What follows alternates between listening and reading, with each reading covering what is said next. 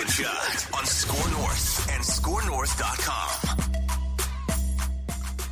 And welcome into Mackie and Judd fill out today, at least for part one. He will appear in part two through the magic of what Declan Goff, executive producer, can do.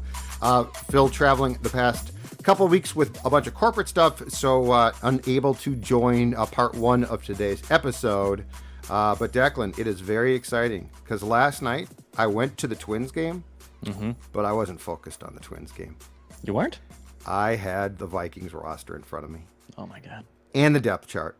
Oh, my God. And I was watching the game. I was scoring it, so I was paying attention. But my primary focus was to come up with my first edition with a bunch of practices done and one game. My preliminary 53-man roster. I don't know if you have the football sounder. I don't, but I have a woo. Okay, and I have football. I have a explosion. No, I don't. I have the woo. No, okay, that's woo. fine. I have the woo. That's fine. There's nothing wrong with the woo. The fact is, though, that we are drawing closer there because of the new system. There's only 2 preseason games left, and I believe that this is the final official week of training camp in which the Vikings off on Monday, somewhat surprisingly off on Tuesday. We're obviously recording this on Tuesday. And then joint practices Wednesday and Thursday morning with San Francisco, which will be important. Off Friday, and a game, preseason game 2, only home game Saturday. So, 53-man roster, my man. All right. I'm ready for this. Let's. I can't believe you just carved out the time to do this during the Twins game. A great ending, a great turn by Tim Beckham and Carlos Correa to walk the plank. It was a hell of a 3-6-3. I was talking with our buddy Patrick Royce earlier this morning, and he was ready to have to downplay his Jorge Lopez mania, but Tim Beckham bailed him out and got a big double play, so that helped. Tim Beckham, 400-plus games. 400-plus big league games. Yeah, number 1 pick. 13 at first base, only 10 starts. And he executed a 3-6-3, which, by the way, is probably one of the most underrated hard plays. Yes, I agree with perfection. Good for Tim Beckham. All right, let's get the football here. Let's. I want to see this 53-man roster I got in front of me. I have numerous questions, just like I'm sure our listeners will. All right. Judd, actually, I know you were at the Twins game, but then when you came home, you had that purple Surly shirt on. But then when you kind of meditated after this 53-man roster, was there something you lit? Was there some type of candle that got you in the purple mood? You'd be talking about Judd's Purple Positivity Candle. You are exactly right, Dex, from our friends at Spiral Light Candles, who, by the way, make a really cool candle. Because I'm going to show you this. You light it here, okay? Yeah, right. And it burns, of course, in a spiral fashion. And then if you look, there's another wick at the bottom, which burns for a long time. And I'm going to tell you right now, the aroma, the scent, puts you at ease. And when it comes to the Purple Positivity Candle, we're talking about a candle that you can enjoy during Vikings games. Because you know what, Dex? I'm sure that, like most fans, you're pacing, you're swearing, you're upset, or you're jubilant, right? What do you need? You need to relax. You need a candle that not only looks great, but also smells great. And that is what you'll get with Judd's Purple Positivity Candle. Of course, there are a ton of options here, too. So it's not just this one. There are a ton of options. All of them are very cool. And it's this simple. SpiralLightCandles.com. SpiralLightCandles.com.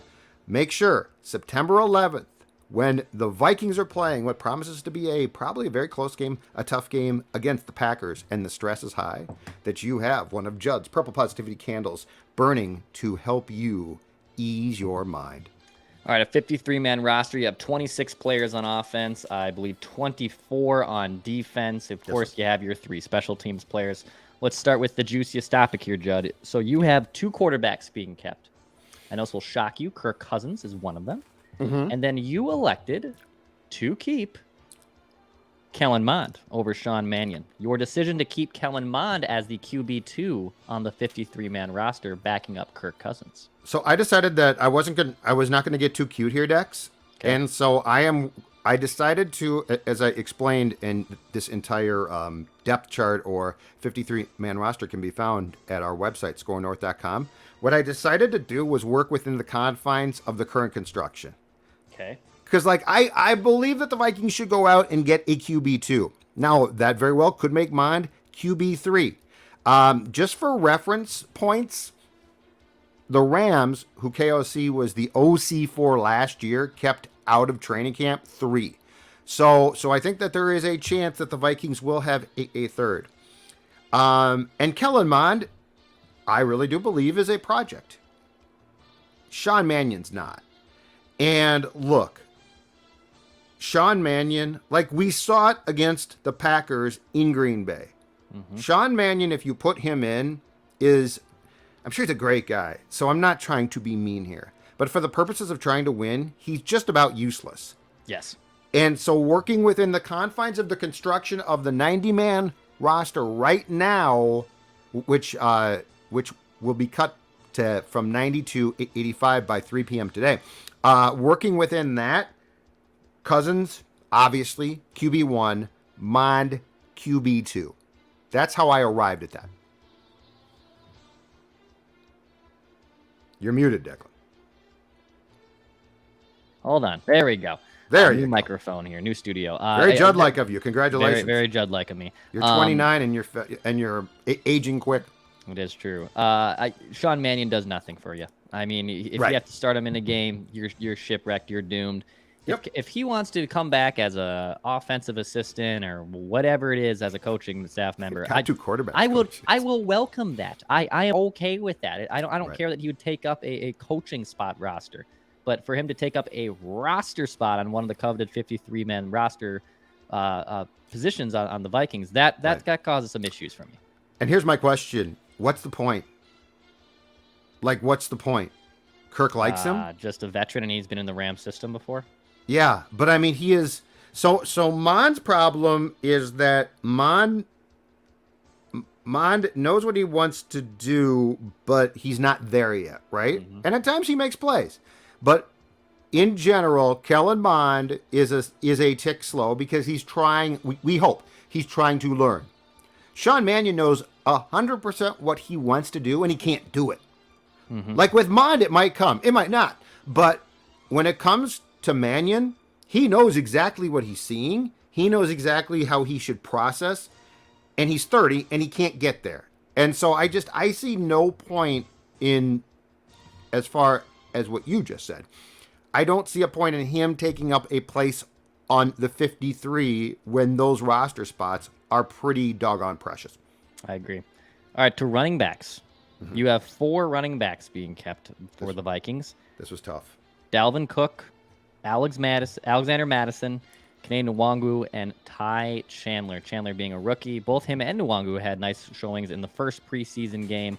You're electing to keep Alexander Madison as well as RB2 to Dalvin Cook. But I have a feeling all 4 of these running backs can figure out ways not to be on the field at the same time, but get on the field at some point and be used in Kevin O'Connell's illusion of complexity throughout the course of the 2022 season. Agree completely. So, in a perfect world, I would cut Ty Chandler and sign him back to the practice squad. But he put some pretty impressive play on film Sunday. And the days of the traditional bell cow running back are basically gone, right? Yeah. But what do you want? You want guys who are, to use a cliche, Swiss Army knives. Nwangu. Ty Chandler. And so here's why I think the Vikings in a perfect world would keep 3 backs and put Chandler on the practice squad. But the issue is this. If Madison is kept and he's not being cut, like the only thing, to Phil's point from Monday's show, the only option there is if you don't want him, trade him. But if he's going to be kept, okay, he is a free agent at the end of the season. He's going to walk. He's not coming back here, and you're not going to pay him. So my issue in keeping the 4 is if you cut Ty Chandler and lose him, you potentially allowed a really valuable running back in your offensive scheme to be taken. So I guess I'm trying to hedge my bets here, and I'm trying to keep a guy who you're not going to cut in Madison, who certainly provides a valuable veteran backup right now. But I also don't want to get to 2023 and be like, well, Madison's now with San Francisco, and Ty Chandler's gone too, and that was a really good pick. So I guess I'm being offensively a bit selfish here by protecting the present and also trying to protect the future. It's not ideal, but I don't want to lose a guy like Ty Chandler. Yeah, that makes sense. I would do everything in the power to keep him too. Now that he kind of impressed in the first preseason game, to your point, there's tape on him. Good college player too, and you can find these running backs all over the draft. You definitely don't want to put him through the waiver wire and risk him going to somewhere else and him being utilized in the role that you would like him to be utilized in your own offense. So I understand that one. Exactly. Quickly on the fullbacks, you have CJ Ham staying. I know you had questions if he would actually fit into KLC's offense. Looks like Kevin O'Connell loves him some CJ Ham. So Ham makes the 53, one of the most versatile fullbacks and utilized fullbacks, I should say, in today's NFL, which is a rarity, but he stays put. Your wide receivers here. I think this is more the bigger, funner talker. 6 wide receivers being kept. Here's who you are keeping on the 53-man roster, according to Judd Zolgad, CC Kevin O'Connell, CC Kwesi Adolpha-Mensah. Justin Jefferson, Adam Thielen, KJ Osborne, no surprises here. Yep. Amir Smith-Marset, No surprise. Bisi Johnson, and then rounding things out is Tristan Jackson, leaving guys to be cut off the 53. That'd be Dan Chisena. Chisena? Chisena.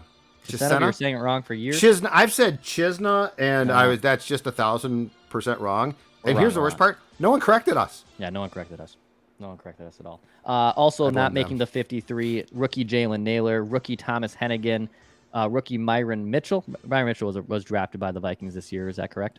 No. He is I think been on practice squad. Okay, and then Blake Prohl, who's on the PUP list currently. Yeah, great singing voice. And then Albert Wilson. So again, just 6 receivers you end up keeping are Justin Jefferson, Adam Thielen, KJ Osborne, Amir Smith-Marset, Bisi Johnson, Tristan Jackson. Your reasoning for keeping the last 3 as to round out your wide receiver group. And just quickly, Myron Mitchell signed as an undrafted free agent in 2021. All right, so this is a controversial list. One because to the team's credit, it's pretty damn good. I like what they have here. The top is very good, and I feel that there are a few very legitimate prospects. I don't think Bisi Johnson at wide receiver 5 is shocking. I don't think that's controversial. Tristan Jackson is, and here's where so far, and this could change. By the way, this list is subject to change. I'm giving you what I've seen in practices and one game, and the practices weigh a lot. Tristan Jackson had a nice game, had a good game on Sunday. More importantly, he has what I like to call football. He has flashed in practice. He's impressed me. My favorite superhero. There's 90 guys there, okay? There's 90 guys, and Tristan Jackson has made plays where I'm like, oh, wow, that's impressive. He is a guy who at the bottom of the depth chart would have to contribute, no question, on special teams. But he's also a guy who I think has shown enough potential where there are guys at the top of this list who are aging. Thielen. Osborne's going to need a contract at some point, and Jefferson's going to get paid, right?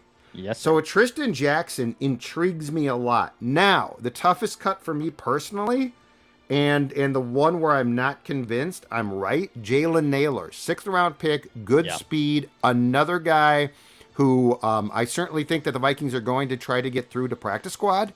But that being said, if there's a race here that we're going to see play out in practice, especially this week, those San Francisco practices, Declan, extremely important. I would say that they're as important or more so than the actual game on Saturday. But Jackson and Naylor could change, they could flip-flop.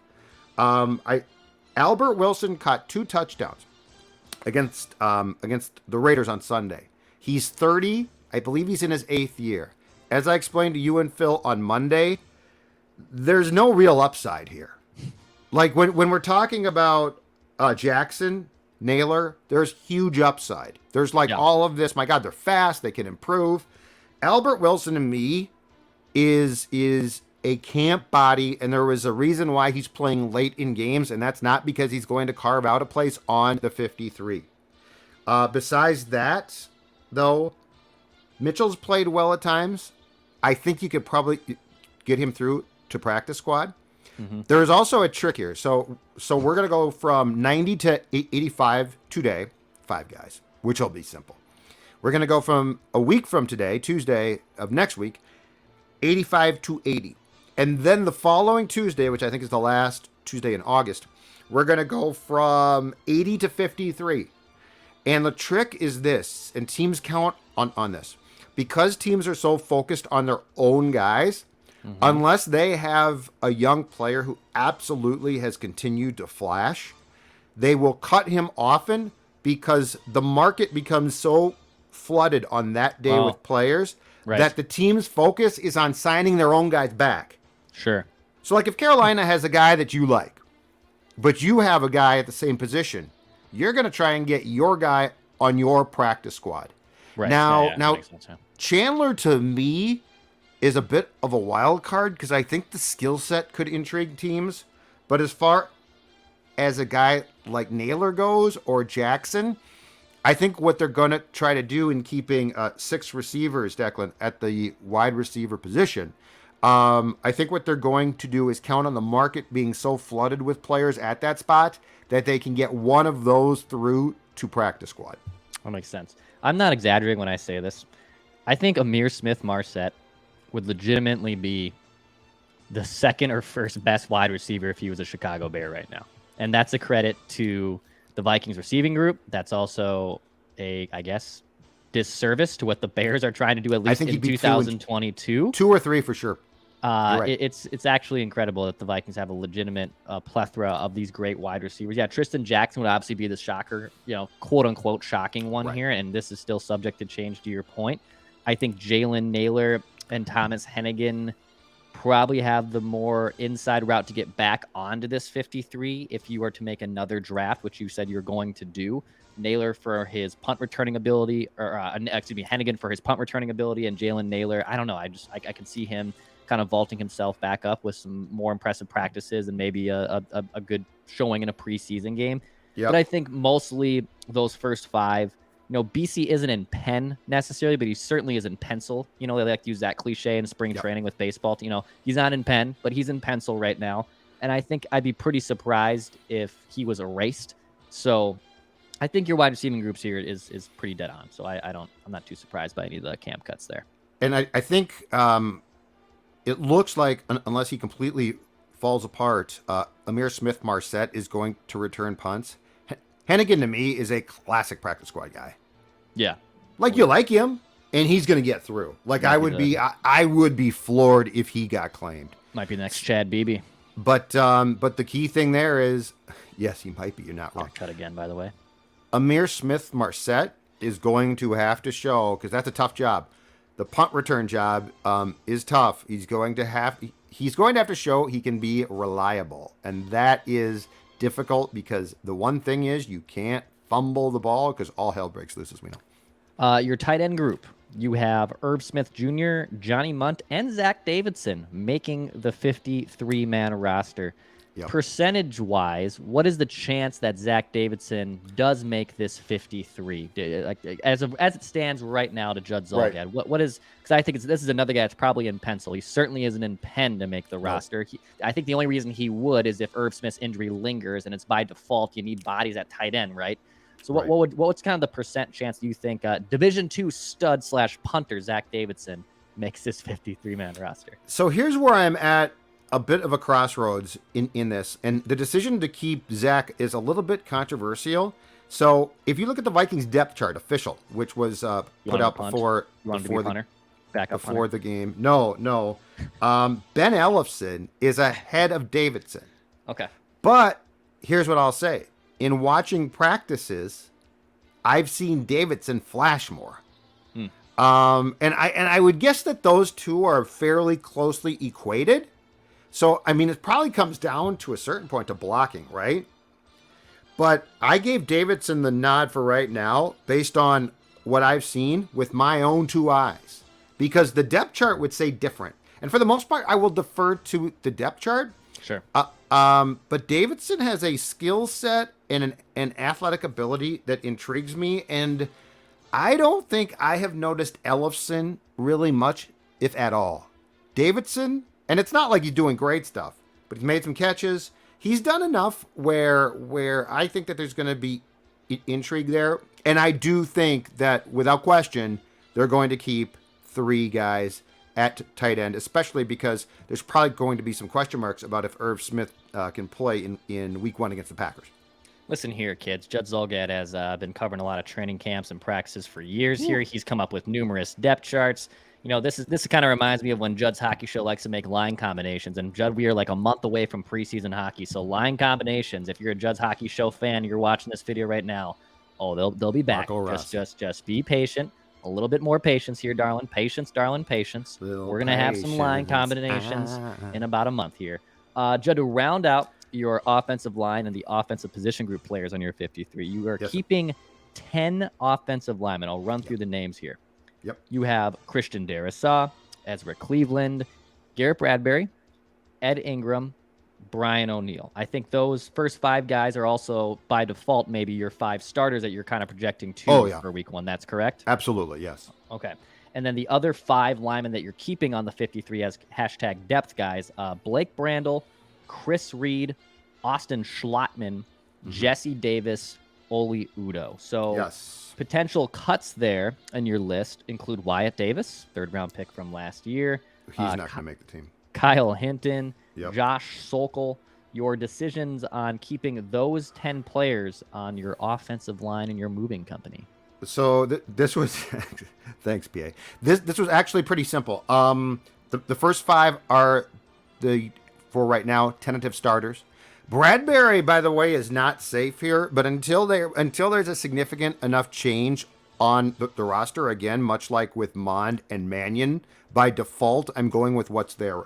The last 5 are the second team guys, and between Reed, Schlottman, and Davis, there is a lot of versatility there as well. So because I mean that's the backup offensive lineman. What becomes most important there is ability to play different spots, right? Like a guy gets hurt at guard, you got to play guard. A guy gets hurt at center.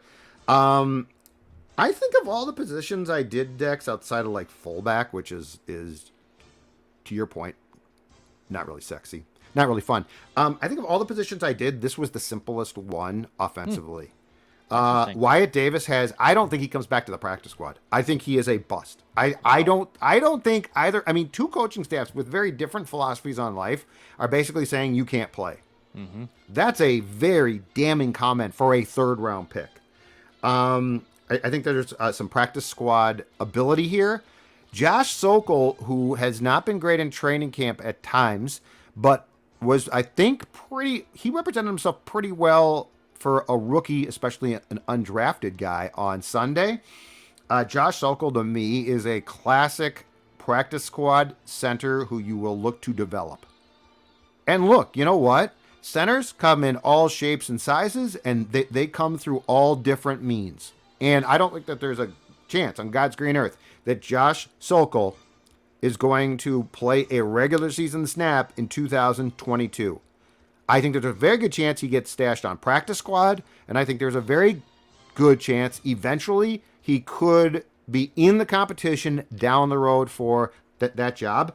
But for the most part, there was not one cut I made here where I stopped myself and thought, that's a little bit difficult to cut that guy. Everyone I cut is, and it's not that they're all that they all stink.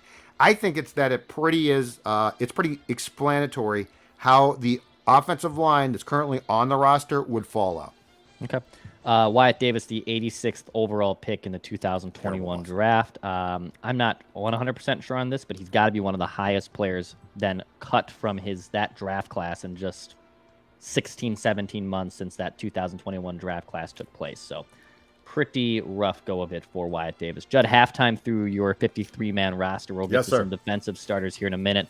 You had to make some roster cuts here on the offensive defensive side. How did you make a roster cut with your weight loss? What did you end up doing there? Well, you know what? I did not come to myself and say, how can I lose weight? Because I've struggled with weight my entire life until I found my friends at Livia Weight Control Centers. And again, it's centers. It's not a fad diet. It is weight control centers to drop 40 pounds, and most importantly now, keep that weight off, because that's the toughest thing. Like, we've all lost weight, and guess what? We gain weight back. In fact, my success was so great that Dawn said, I'd like to drop weight too. And I said, that's no problem. She's down 14 pounds. So as I keep saying, teamwork in the Zolgad household has us down a combined 50 plus pounds, feeling great, fitting back into clothes. And now I want you to join us on a weight loss journey, which is fantastic. And it's the anniversary sale right now. Join the Livia program, 50% off. I just said 50% off. What a deal. 855 go LIVEA, Livia.com. LIVEA.com. That is definitely worth a woo, and weight loss makes you feel great. All right, let's continue down the 53-man roster side. Go to the defensive side of the ball from Ed Donatel's side. Defensive line. You are keeping 6 players on the defensive line in Armon Watts, Harrison Phillips, Dalvin Tomlinson, Jonathan Bullard, TJ Smith, James Lynch. I have a feeling even some diehard Vikings fans, Jonathan Bullard, TJ Smith. I've heard of James Lynch because he actually had a nice little showing when he's been called upon. But your decision to keep those guys on the defensive line. All right, so I base this one solely off the depth chart because it's more interior play. Okay. So I basically deferred to the depth chart here. T.Y. Mcgill flashed and played very well on Sunday, okay? But I believe he also is going into his 8th year, and he's like bounced around. And so unless he just continues to play lights out, he's the type of guy who was playing when he was playing in that game for a reason, which is not good. Like it's it's good to get film, impressive film. But when you're in late, that's because like the coaching staff is doing you a favor, but it doesn't mean that you're going to make that team's roster. But again, because of the intricacies of these positions, and unless a guy is just dominant, it's hard to tell. Full disclosure here, in coming up with the last 3 of these 6, I deferred to the depth chart, so things could change. It's just very hard in practice because we're like on the sideline. It can be difficult in practice to get a true read on like a push, unless a guy like Bradbury just gets destroyed, in which case it's not. But yeah, this is more as opposed to TJ Smith. I saw some things. This is more of he's higher on the depth chart, and I think in this case you probably have to pay attention to that. Okay. I'm going to combine the inside and outside linebackers here. I'll start with the outside and then work my way in, for lack of a better word. On the outside linebackers, you have Daniil Hunter, Zadarius Smith, Patrick Jones II, and DJ Wanham being your quote-unquote outside linebackers. On the inside of this new scheme, you have Eric Kendricks, Jordan Hicks, Brian Asamoah, Troy Dye, and Blake Lynch. Troy Dye's camp has not impressed me, but here's the thing with keeping 5 inside linebackers that I think is important. Special teams. Special teams. Like, you've got to have quality there. And so, like, do I like Troy Dye a lot at that position? Not necessarily. Do I think that he probably brings knowledge and smarts and good special team skills? Yes, I do. The toughest cut on the outside linebackers, Zach McLeod. He was signed, I think, to a pretty hefty undrafted free agent deal from Miami. He has made plays in camp. I think again, to go back to my point about when the market is flooded and the cut down from 80 to 53, I think Zach McLeod, in that cut down, you can get through. So, like, in a perfect world, I'd keep him on the 53. It's not a perfect world. So I think that he's the type of guy who you are probably going to, A, try to hide a bit, and B, try to get through to the practice squad. Inside linebackers cut, the most intriguing one to me, because, Declan, this continues the path down the third round of 2021, Chaz Surratt. Yeah. Chaz Surratt, I think, played quite a bit on Sunday. I don't think he's going to make this team. And he's the guy who was a college quarterback, was converted to linebacker. Another Spielman guy, like Wyatt Davis, Chaz Surratt. I think Chaz Surratt is going to be cut, though. Okay. Well, I might be wrong, but could be wrong. Just been wrong before. Oh, yeah. Every Wednesday, I admit it. And on Thursday with Old Tweets Exposed, we like to expose our wrongness. We like we accountability for it, and then we also expose our wrongness. What we do. To be exposed as a fraud. Yeah, sorry. I'll ask your permission next time I can put a tweet on a graphic for you. All right, 5 cornerbacks. That's five my proprietary, you jerk. Sorry. You are keeping. You have Patrick Peterson. You have Cam Dantzler, Chandon Sullivan, Andrew Booth Jr., the rookie, and a Caleb Evans, a rookie. So those are your 5 cornerbacks you elect to keep on the 53. Yes, I'm cutting Chris Boyd. And I am cutting a guy that played a bit last year, 5th round pick 2020, Harrison Hand. Let's talk about Boyd. Yeah. Number 1, I might be leaving the cornerback depth a little bit short. I put Boyd in the made the team, and then I took him off, and then I think I put him back on, and then I think I took him back off. He is a special teams guy. Here's Boyd. Boyd, I think, is liked by his teammates, and I think that he can bring some things. I don't think he's a particularly good cornerback, and I don't know that he's a particularly good special teams guy. And so I basically deferred special teams-wise, right or wrong, to Troy Dye there. Okay. Now, you could make a case, though, that they should be keeping 6 corners. And I might be wrong on that one. Caleb Evans, though, beats out Boyd because he's their draft pick. I think they like him. He's looked good, too. Yeah, and so there is a chance that Troy Dye goes and Boyd stays. I just think that Dye, and it's not a sexy job, I think Dye does more than Boyd does to the actual benefit of the team on Sunday in places that we really don't watch as fans or in our jobs. Well, it's a good segue, too, because your 4 safeties you are keeping are obviously Harrison Smith, Cam Bynum, and then Lewis Cine and Josh Mattellus. And Lewis Cine has some experience playing some cornerback and just being the Swiss Army knife on defense. Right. So you can kind of even use Lewis Cine like as a utility guy for the most part. And I don't mean to discredit him as a utility player when I'm saying that. I mean, the dude's got experience playing all over the field. So your 4 safeties that you keep are Harrison Smith, Cam Bynum, Lewis Cine, Josh Mattellus. And Lewis Cine, I feel like, is that floater where he could be a cornerback, he could be a safety. For God's sake, Judd, I wouldn't rule out him being a linebacker. He's played snaps all 3 of those positions too. So, so those are the reasons also, and those are the players, that you're keeping at safety as well. Yes, and I think Cine is going, and total guess here, because they have not practiced this in front of us, but they aren't always going to practice things that they don't want us to see and report on. I've been saying since he was drafted, if you look at Asamoah and Cine, body type wise, very similar. I think that they're at some point in time going to unveil what becomes a 3 safety package with Smith as a floater, but Cine as a linebacker. So I think you're exactly right. As far as cornerback goes, that's a good question. I don't know that he can cover NFL receivers consistently, but he definitely can cover some guys. And then Josh Mattellus, who did not impress on Sunday, but is a second team safety, I think they like.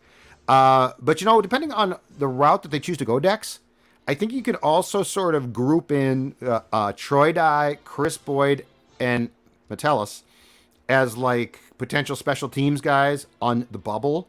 But if you don't keep Mattellus, you're keeping 3 safeties, which seems really short.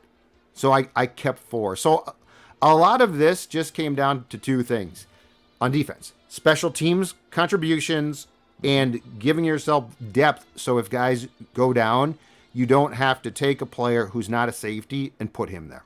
Okay. Yeah, no, I respect that. And look, cornerback, defensive back is maybe the most suspect position on this Vikings team going into 2022. And they gotta get creative, dude.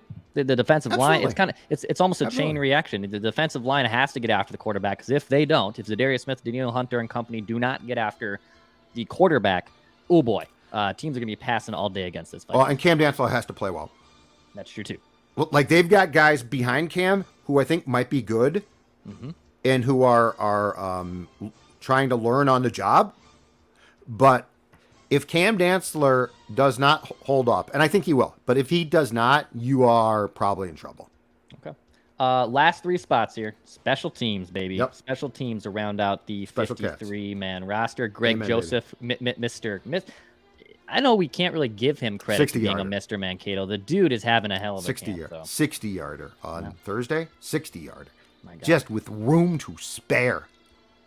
Jordan Berry as your punter. Yep. And then Andrew, is it DePaula? That sounds good, yeah. Andrew DePaula as your long snapper. So those are your three guys. No real surprises. No battles in special teams, really, that are taking place that are significant this year. Yeah, it's weird. So they've got a punter, Ryan Wright, who I think probably will get cut today. And they kept him around. And I'm not exactly sure why. But, I think that this one is going to sort itself out pretty easily. Jordan Berry also, and this is another extremely important part of his job, is the holder on field goal attempts and extra points. And that chemistry there, as we have learned from Zimmer, like among the many things, one of the most important things is this. The chemistry between long snapper, holder, and kicker is extremely important. Huge. But, I mean, Mike used to goof with it. I'm mad at my long snapper. Let's get a new one in. Okay, he might be good, but he's got a different routine, right? Right. So it's not just, it's the kicker, it's the punter. No, it's an actual three-man group that you want to get in a groove and leave them the hell alone. Yeah, Mike. So, but I mean... The problem with specialists is you can't get mad and make changes on a whim. The change has to be made because something has really gone wrong and you think it's unsalvageable. Right.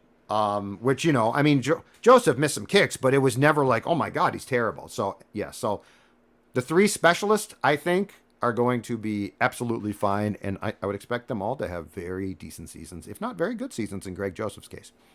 Well, there you have it. There's Judd Zulgat's 53-man nearly roster 40 minutes of breaking projection that. Of and we're only starting. Things will change. Breakdown. I know. You're going to do a lot of different mock drafts here of this. Cut down date? There's one today. There's going to be more coming up throughout the weeks. And then we get closer and closer to that 53-man roster. 49ers practice this week. I wonder if old Kirky Boy and Kyle Shannon are going to sit down in a local Chili's and, reminisce about the good old days. I just hope Kirky is... recovered completely from his bout with COVID. This is true too. Yeah, I can't be getting people sick. That's for sure as well. All right. Well, Mackey's going to join us on the second half of the audio edition here on the podcast, and also there'll be a video dropping later this evening too on right guard pecking order. The 10 or 8. I think there's 8 guys. The 8 best right guards the Vikings have been trotting out over the last 10 years. It was inspired by Ed Ingram, who now might be giving the Vikings, knock on wood, some stability at that position that the Vikings have not had in the last 10 years. So hopefully that's the case. Bonus scoops too with Darren Doogie Wolfson dropping on this channel and on our podcast feed. Hit the subscribe button. I think we're closing in on 18,000 subscribers right here on our YouTube channel. So thank you very much. Help us get there. Hit the subscribe button. Daily Minnesota Sports Entertainment. We will be back later.